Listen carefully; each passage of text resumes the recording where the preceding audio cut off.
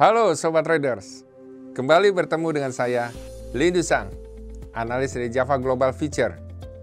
Sobat Trader, di video saya kali ini, kita akan membahas mengenai prospektus mata uang Kiwi, atau yang disebut dolar Selandia Baru terhadap dolar Amerika Serikat.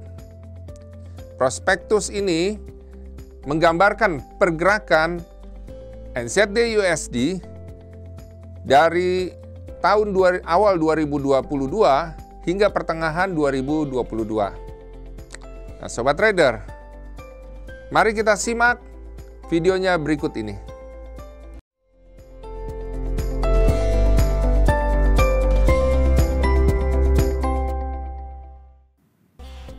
Ya, Sobat Trader, kita akan mulai ini membahas mengenai prospektus NZD USD hingga Juni 2022.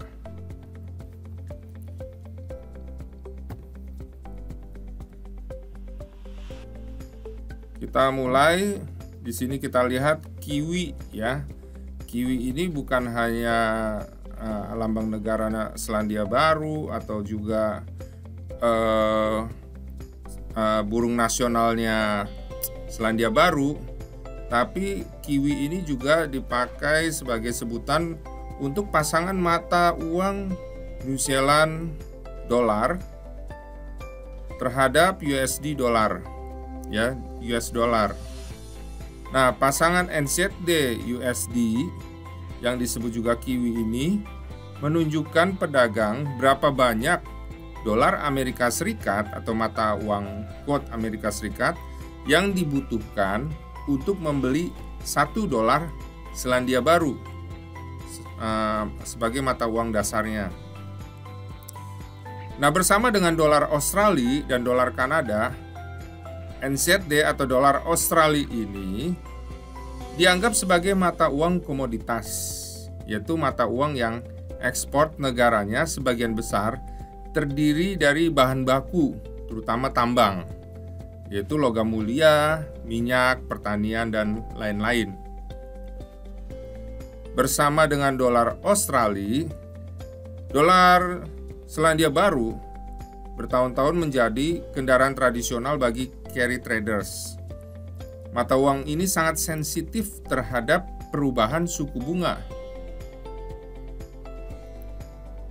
Secara historis, NZD USD sudah mencapai posisi tertinggi dan terendahnya, yang rekor sepanjang masa adalah pada bulan November 1973 itu pernah mencapai posisi tertinggi 1,49. Sedangkan di Oktober tahun 2000 itu mencapai posisi terendahnya di 0,3897.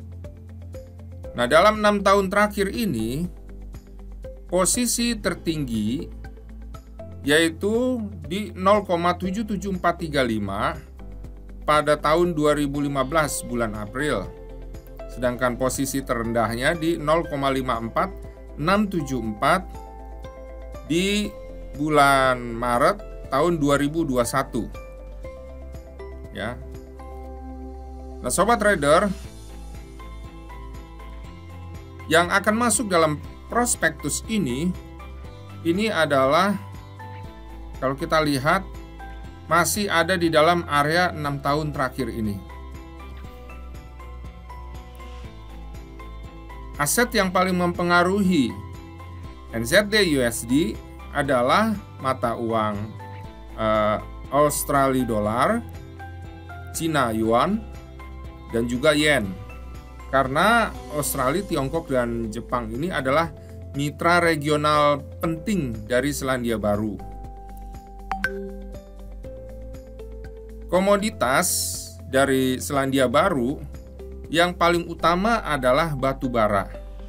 Nah, biasanya nih batu bara permintaan yang besar itu biasanya China, ya. Jadi apa yang terjadi pada China itu berpengaruh pada Selandia Baru. Selandia Baru memiliki sumber daya batu bara yang luas dan menyumbang sekitar 10% dari energi primer Selandia Baru.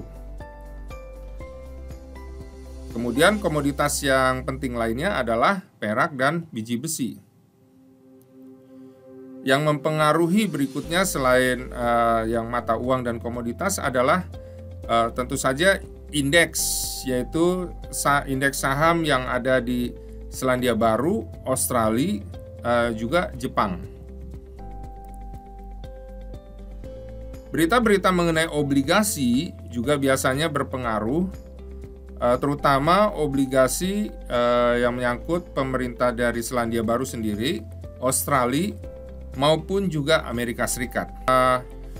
Masanya itu 10 tahun. Kemudian hal-hal organisasi dan tokoh yang mempengaruhi pergerakan NZD USD, yaitu ada 4 ya. Di dalam negeri adalah bank sentralnya sendiri dengan kebijakan-kebijakan moneter dan suku bunganya, juga pemerintahan Selandia Baru yang memiliki kebijakan-kebijakan ekonomi tentunya. Tapi juga pemerintah Amerika Serikat juga sangat berpengaruh, terutama setiap perkataan mungkin dari Joe Biden ya, dan juga pengaruh dari Bank Sentral Amerika Serikat, The Fed ya, yang masih presidennya adalah Jerome Powell. Dilihat dari produk domestik brutonya, ini akan sangat mempengaruhi ya, menguat atau melemahnya dari NZD USD ya. Secara umum angka yang tinggi atau angka yang lebih baik diharapkan dipandang sebagai positif untuk NZD, untuk dolar Selandia Baru. Sementara angka yang rendah adalah negatif. Nah, inflasi diukur dengan indikator utama sebagai indeks harga konsumen dan indeks harga produsen yang mencerminkan perubahan tren pembelian. Nah, inflasi ini biasanya akan sangat berpengaruh terhadap suku bunga, sementara Selandia Baru ini sangat sensitif terhadap suku bunga. Nah, kita lihat di sini di mana di Selandia Baru pertumbuhan ekonominya, produk domestik brutonya di tahun 2020 sempat satu kuartal mengalami penurunan, tapi kemudian kembali naik kuartal berikutnya ya. Bahkan kuartal sebelumnya yang dilaporkan di bulan September sempat melesat pesat ya sampai 17,9. Nah, baru-baru ini memang sempat turun, yang diumumkan di bulan Desember menjadi minus 0,3% ya, karena Selandia Baru sempat melakukan lockdown dari bulan Agustus ke bulan November ya, sehingga membuat PDB-nya, produk domestik brutonya, mengalami kontraksi sebesar 0,3%. Nah, untuk tingkat inflasi ya, ini dari tahun 2020 awal pandemi sampai Juli 2021 sampai di akhir 2021 ini ya, itu terus mengalami peningkatan. Hal ini dipicu oleh karena adanya bantuan stimulus ya, pembelian obligasi oleh Bank Sentral Selandia Baru ya, sehingga suntikan dana bagi ekonomi Selandia Baru ini memicu inflasi ya. Inflasi di kuartal sebelumnya itu 3,3% ya, di kuartal kedua yang diumumkan bulan Juli ya, kemudian naik terus menjadi 4,9% itu diumumkan di bulan Oktober yang lalu. Nah, nanti akan dilihat lagi di bulan Januari bagaimana ya.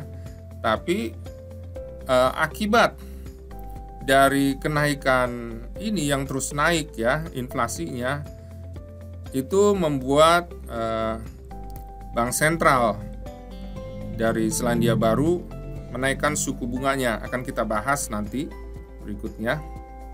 Amerika Serikat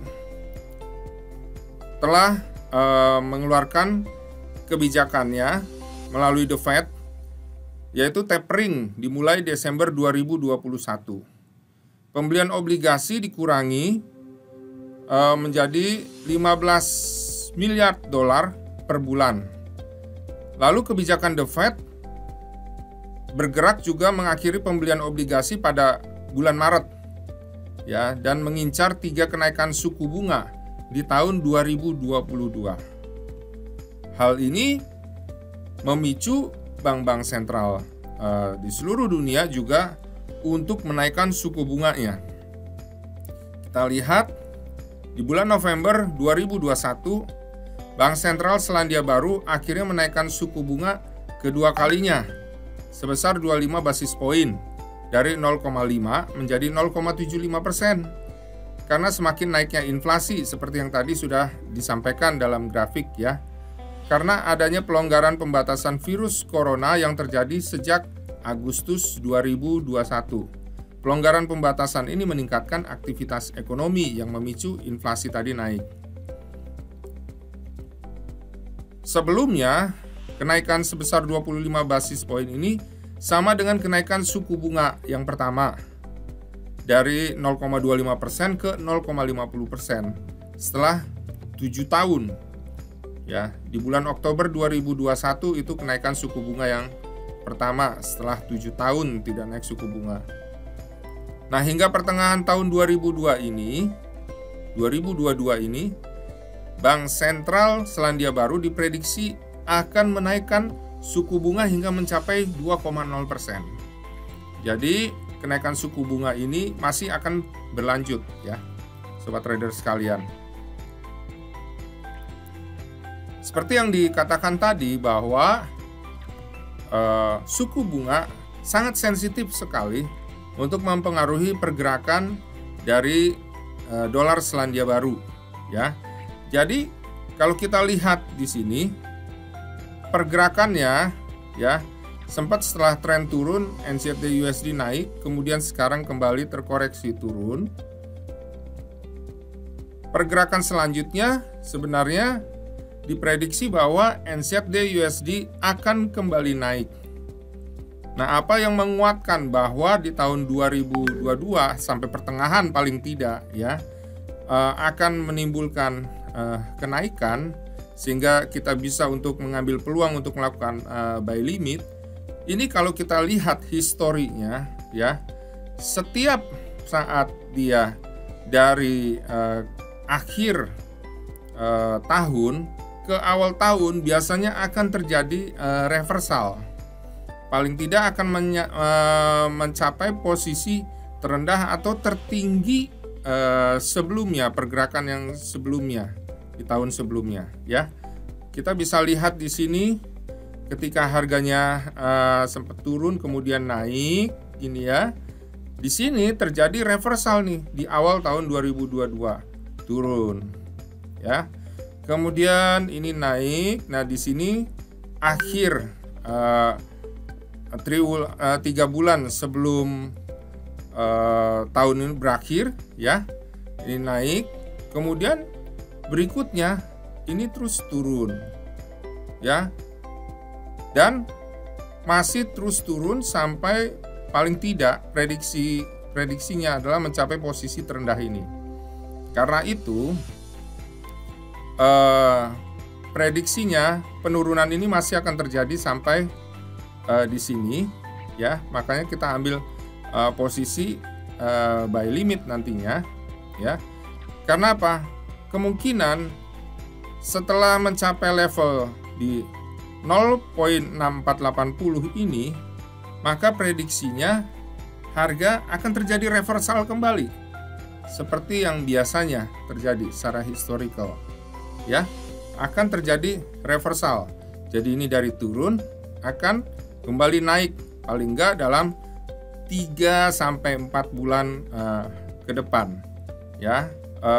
Penurunannya kita akan lihat berikutnya ya.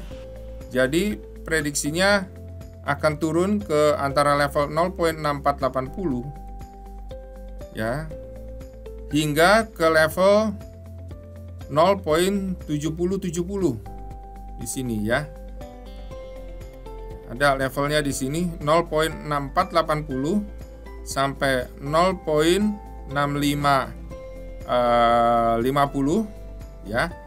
Antara itu sobat trader sekalian, target ya 0.7070 sampai level 0.7170 di sini targetnya. Nah, resiko ya kemungkinan terjadinya kalau berbalik turun, kalau masih meneruskan penurunan, resiko yang dibatasi adalah di sini sobat trader sekalian, di sekitar level 0.6220 ya. Jadi kita bisa menghindari loss itu dengan memasang stop loss ini di bawah level 0.6220 ya. Kita akan lihat simulasinya. Jadi sobat trader, dilihat dari pergerakan NZD USD ini, jadi kalau kita punya modal 10.000 US dollar, kita siap dengan resiko paling tidak 5%, $500, atau mungkin kalau mau lebih kecil lagi bisa 4%, sekitar $400. Nah, kita lebih amannya transaksi 0,1 lot ya. Nah, modal 10.000 US dollar ini sama dengan 100 juta dengan fixed rate $1 sama dengan 10.000 rupiah. Ini sesuai ketentuan Bapepti. Nah, bagaimana simulasinya? Kita lihat ya, dengan modal 10.000 itu, kan tadi kita sudah lihat di pergerakan grafiknya kemungkinan akan terjadi reversal ya, sehingga kita bisa ambil posisi di area buy atau beli ini antara level 0.6480 sampai 0.6545. Simulasi pertama ya, seperti yang tadi dikatakan, kita bisa ambil order buy limit 0,1 lot di level 0.6480. Target taking profitnya itu di 0.7070 ya. Jadi di target TP pertama ya, dengan stop loss 0.6180 di bawah dari batas resiko yang tadi saya bilang di 0.6200 ya. Nah, potensi keuntungan ya adalah kalau dilihat selisih dari 0.6480, target taking profitnya 7070 itu didapati 590 pips ya, kali 1 itu maksudnya 0,1 lot sebesar 590 poin atau $590 yang kita dapatkan. Nah, kalau dilihat dari simulasi kedua ya, transaksi pending order buy limit 0,1 lot di level 0.6545 karena kan areanya tadi 6480. Ini yang keduanya, misalnya kita ambil buy limitnya di 6545, target taking profitnya di 0.7170 ya. Target yang kedua, target pertama 0.7070. Nah, stop lossnya ini di atas ya, 0.6200. Ini masih di bawah batas resiko yang tadi ya, di 6220 ya. Nah, potensi keuntungan yang didapat adalah dari 0.6545 ke 0.7170 itu selisihnya sebesar 625 pips ya. Nah, kali 1 sama dengan $625 ya. Kita dapatkan $625. Jadi kalau kita lihat kembali ya, sobat trader sekalian, jangan sampai kehilangan kesempatan ini ya. Sobat trader bisa lihat berdasarkan grafik bulanan setiap tahunnya dari akhir tahun ke awal tahun biasanya akan terjadi reversal. Jadi, manfaatkan peluang di NZD USD ini yang diprediksi akan kembali reversal. Ya, setelah turun ini menuju 6480 sampai 0.6545 ini akan terjadi reversal di dalam 6 bulan di tahun 2022, 6 bulan ke depan. Ya. Mari segera bergabung bersama kami di Java Global Future. Nah, Sobat Trader, bagaimana mengenai video prospektus NZD USD hingga pertengahan 2022 nanti? Apakah Sobat Trader merasa mendapatkan manfaatnya? Jika Sobat Trader merasa mendapatkan manfaatnya, silakan Sobat Trader men-share-kannya ke teman-teman Sobat Trader sekalian. Tapi jika Sobat Trader ada yang belum dimengerti, silakan Sobat Trader menanyakan dengan menuliskannya di kolom komen yang ada di media sosial kami. Nah, Sobat Trader, saya juga mau mengingatkan Sobat Trader untuk tidak lupa klik like, subscribe, dan juga klik loncengnya supaya Sobat Trader mendapatkan update-update video terbaru dari kami. Sobat Trader, saya juga mau mengajak Sobat Trader untuk bergabung di dalam komunitas kami, Telegram Forex Simpro Community. Di sana Sobat Trader dapat berinteraksi dengan trader-trader lainnya dan juga berinteraksi dengan para analis. Sobat Trader juga akan mendapatkan update-update pergerakan harga dan juga update-update berita. Jangan ketinggalan Sobat Trader.